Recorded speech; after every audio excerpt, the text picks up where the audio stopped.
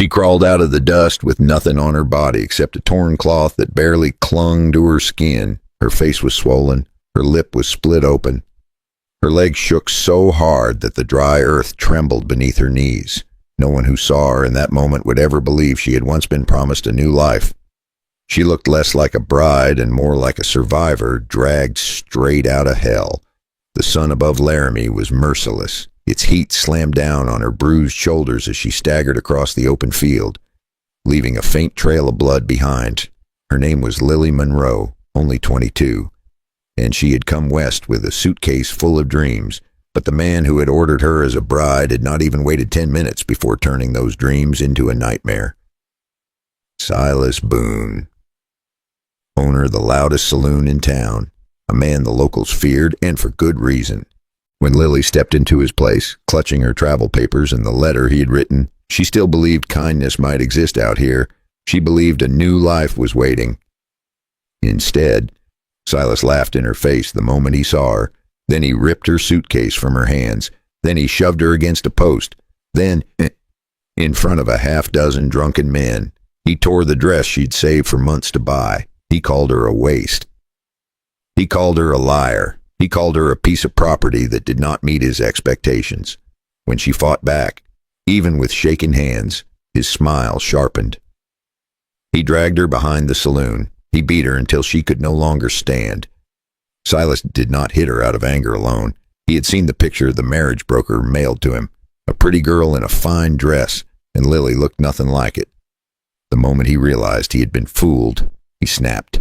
He tore at her clothes to shame her in front of his men, screaming that she was a liar sent to trick him, that she was not worth the coin he had paid. No one stepped in to stop him, because folks in Laramie knew better than to cross a Silas Boone. Not if they wanted to see the next sunrise. He kicked her in the side until the skin split open, and when she begged him to stop, he wrapped her in a filthy scrap of cloth and ordered his men to throw her out of town like unwanted trash. He wanted her stripped of dignity, stripped of protection, and stripped of any chance to come back for justice.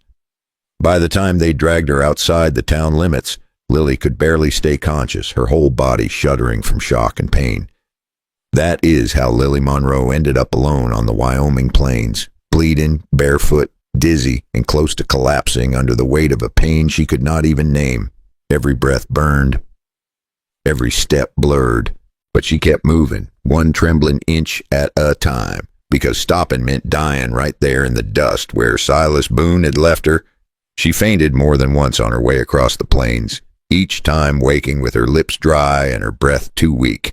But fear dragged her forward when her legs could not. Each time she woke, she crawled toward the nearest patch of shade, clinging to the faint hope that someone might pass by before the heat finished the job.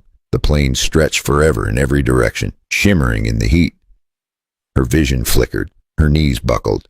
She whispered for help, but no one answered. Not yet. Not until the moment her strength finally gave out and her body collapsed near the fence line of a ranch she did not recognize. Her cheek pressed to the ground. Her fingers clawed the dirt. Her eyes lifted to a distant figure on horseback.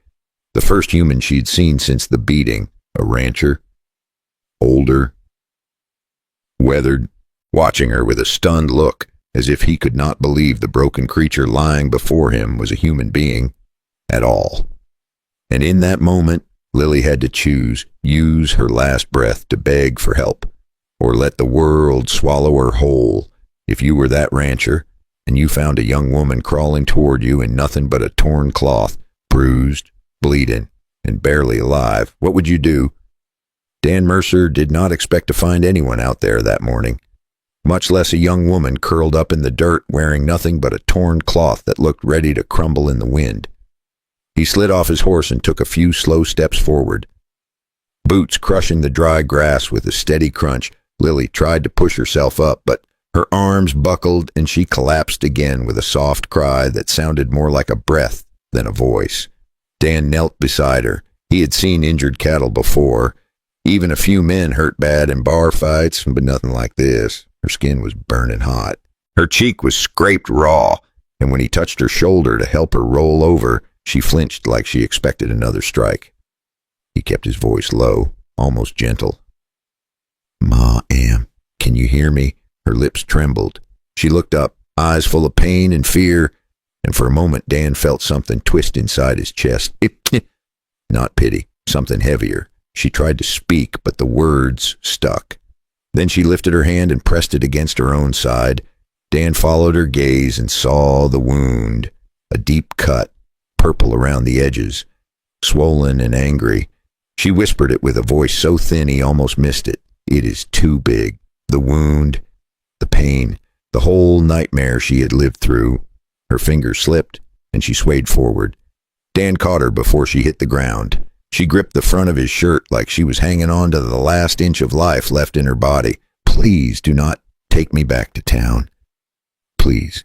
Dan felt that twist again, stronger this time. He knew exactly what she meant. Town meant trouble.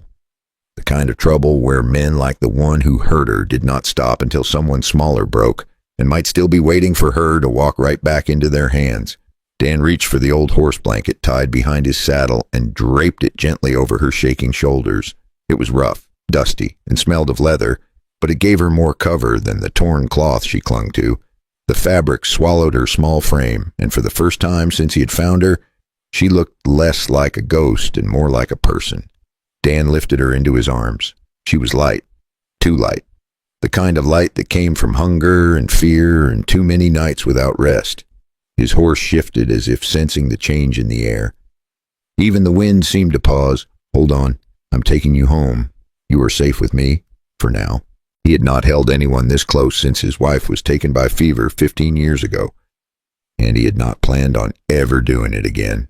Lily weakly nodded, her cheek resting against his chest, but as Dan carried her toward the ranch house, he could not shake the feeling that whatever had hurt her was not finished yet. And he was right, because the moment Lily crossed his doorstep, the man who destroyed her life learned she was still alive, and he was already on his way. Dan carried Lily into the old ranch house as gently as a man with calloused hands could manage. The place was quiet except for the slow ticking of the wall clock and the soft creak of the floorboards under his boots. He laid her on the small couch near the window, where the afternoon light fell warm across her face. The same hands that once carried a rifle through a war back east now carried a half-dead girl who had never done him any harm. Dan went to his small bedroom and returned with an old work shirt. Worn soft by years in the sun, he set it beside her and turned his back, giving her the dignity that had been stolen from her. She looked so young in that moment, too young to have survived what she just went through. Her eyes fluttered open. She held the collar of his shirt close to her neck like it was the only safe thing she had left in the world. Dan poured water into a tin cup, then crouched beside her. "Here. Sip this slow. It will help." She tried. Her hands were so unsteady that he had to steady the cup for her. When she finished, she let out a breath that trembled like a broken string. For a long minute, she just stared at the wall, like she was trying to decide whether she still belonged in this world at all. Dan sat back on his heels. He did not push her. He had learned years ago that folks speak when they are ready. Not a second earlier. "Finally," Lily whispered. "He took everything. My clothes, my suitcase, my money, my papers." He laughed while he did it. There was a tired anger in her voice, the kind that comes from too many small hurts piled up on a person who already had very little to begin with. Dan listened, steady as stone. When she told him about Silas Boone, the beating, the torn dress, the way she was thrown out of town like trash, Dan felt his jaw tighten. He had never liked that saloon man. Now he had a reason carved into his bones. Lily winced and pressed her hand against her side. Dan checked the wound again, cleaning it with warm water, moving slow so she would not jump when she shivered. He pulled a clean blanket from the cedar trunk in the corner and covered her shoulders. "There you go. Warmer now. You rest. Let me worry about the rest." For the first time. She looked straight at him. Her voice was thin but steady. "If he finds me, I will not survive it." Dan met her eyes. "Then he will not find you here. Not while I'm breathing." Outside, the wind picked up. The horses shifted in the corral. Something in the air felt heavier, like the land itself knew that danger was coming. Dan stood at the window, watching the long dirt road leading toward town. He knew Silas would not let go easily. Men like that never did. And this was only the beginning. If you want to follow the rest of this story, feel free to subscribe. It helps more than you know. Grab your cup of tea, settle in, and tell me, what time is it for you right now? And where are you listening from? Dan did not sleep that night. He sat by the window with the lamp turned low, watching the dirt road as if it might suddenly speak.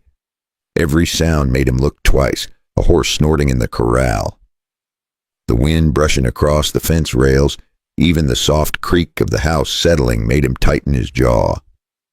Around midnight, Lily's fever broke through. She thrashed weakly under the blanket, calling out names he did not know, begging someone to stop. Dan pressed a cool cloth to her forehead and whispered the only thing he could think to say. "He cannot reach you here, girl. Not tonight." Inside the small room, Lily slept fitfully. Every so often she would whimper, her hand clutching the fabric of his shirt like she thought it might disappear if she let go. Dan checked on her again and again, each time pulling the blanket up toward her shoulder so the night air would not chill her. Around dawn she stirred. Her voice was barely a whisper. "Did I dream it? Or am I really safe here?" Dan pulled a chair beside her and sat down. "You are safe for now, but we have a storm riding our way." That storm arrived faster than he feared. Late in the morning, the dogs in the yard started barking. Not their friendly bark. The other bark, the warning one. Dan stepped outside, and there, just beyond the gate, stood Silas Boone on a tall, dark horse. Two of his hired men flanked him. Their faces looked like they had been carved from anger itself. Dan knew this was only the polite visit, because a man like Silas never came alone when he meant real harm, and he had plenty more muscle drinking in his saloon. Silas tipped his hat in a slow, mocking way. "Morning, Dan. I hear you found something that belongs to me." Dan did not move from the porch. This land was his rules, his line in the sand. "She is not yours. She is hurt, and she is scared, and she is not going anywhere with you."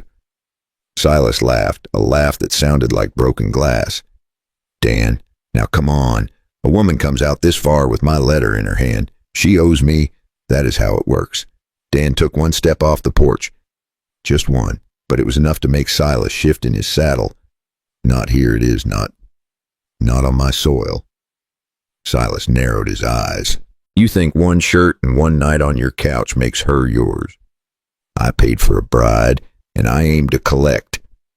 Inside the house, Lily heard his voice. She pushed herself upright, but her knees buckled the moment she tried to stand. Dan had to steady her with one hand, to guiding her toward the doorway inch by inch, until she could lean on the frame without collapsing. Silas saw her, and the smile that spread across his face made Dan's blood boil. "There she is. Come now, Lily. Let us not make this messy." Lily shook her head, fear choking her word.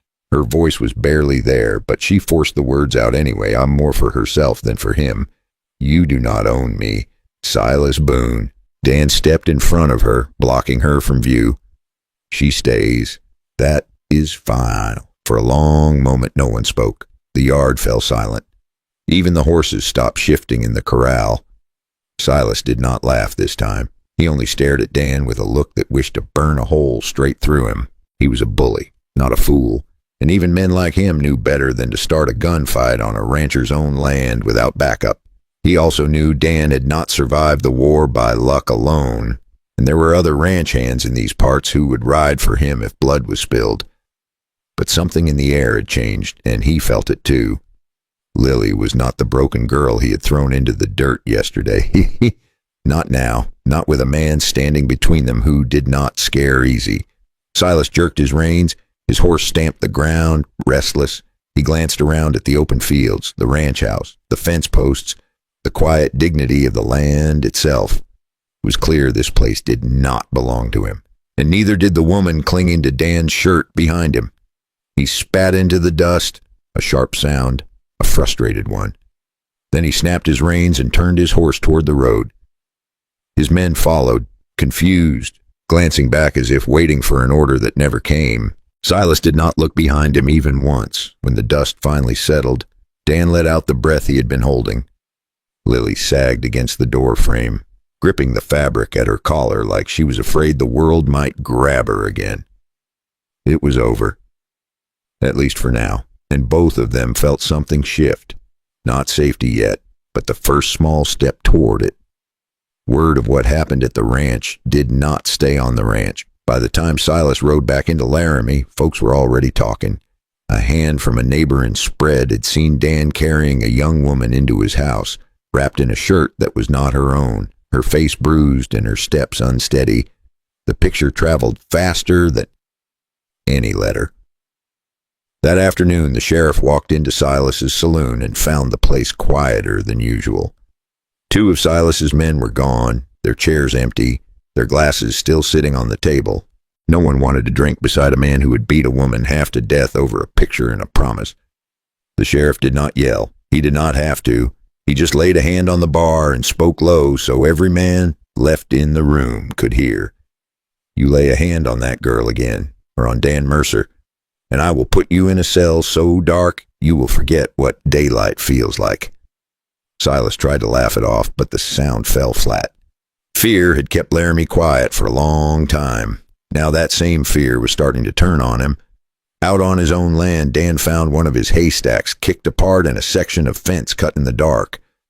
Small reminders that a man did not cross someone like Silas without feeling it in his pocket and in his bones. Within a week, 2 more men quit his crew. Over the next few weeks, his saloon still filled with smoke and music. But some of the laughter went thin at the edges. Men still came for his whiskey, but they did not slap his back as quick, and they did not look him in the eye quite as long. If he stayed, it would never be quite the same town for him again, not with Lily Monroe still breathing and the truth about what he had done walking around in plain sight. The days that followed passed slow and gentle. Dan kept close to the house, fixing the porch rail, checking the animals, making sure Lily could see him every time she lifted her head from the couch. She watched him with a softness in her eyes he had not seen before, not the softness of romance, something quieter, the softness of a person finally allowed to breathe.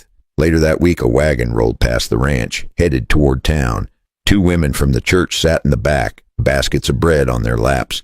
They waved at Dan. One of them nodded toward Lily through the open window, and there was no judgment in her face. Only concern. Only kindness. That small moment told Lily more than any sheriff's badge ever could. People believed her. People saw the truth. Dan made her a simple meal, broth, warm bread, nothing heavy. She ate slowly, hands still shaking, but each sip felt like another piece of her returning to herself. Day by day her color came back, and the pain in her side eased from a sharp roar to a dull ache she could live with. The wildflowers along the fence line had already come and gone by the time she was strong enough to stand there without flinching at every breath. One evening, as the sun dipped low and painted the sky with orange light, Lily stepped outside with Dan, leaning on his arm for balance. They stood by the fence, looking out over the fields.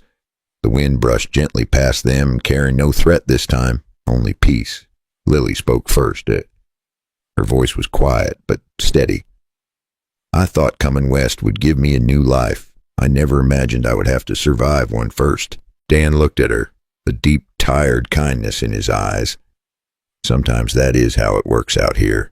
The land takes its share, but it gives something back too, if you let it.